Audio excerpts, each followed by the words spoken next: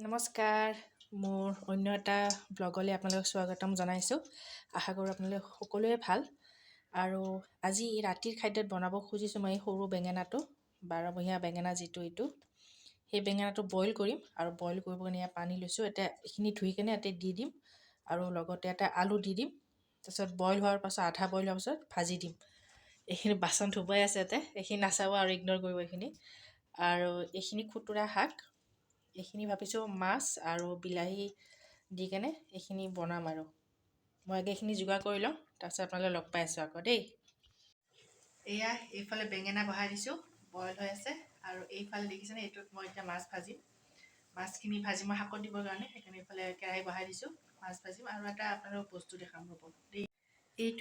এইখিনি দেখিছেনে, এইখিনি হ'ল চুজিৰ হালোৱা।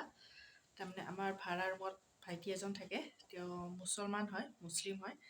তেওঁলোকৰ আজি বোলে কিবা চুবে বাৰাত নে কিবা নাম তেনেকুৱা ক'লে, মোৰ মনত নাই। সেইকাৰণে সেই ল'ৰাজনে চুজিৰ হালোৱা বনাই দিছে। ভাল বনাইছে কিন্তু দেই, মানে মিঠা চিঠাও নাই, কম মিঠা, চবেই খাব পাৰে।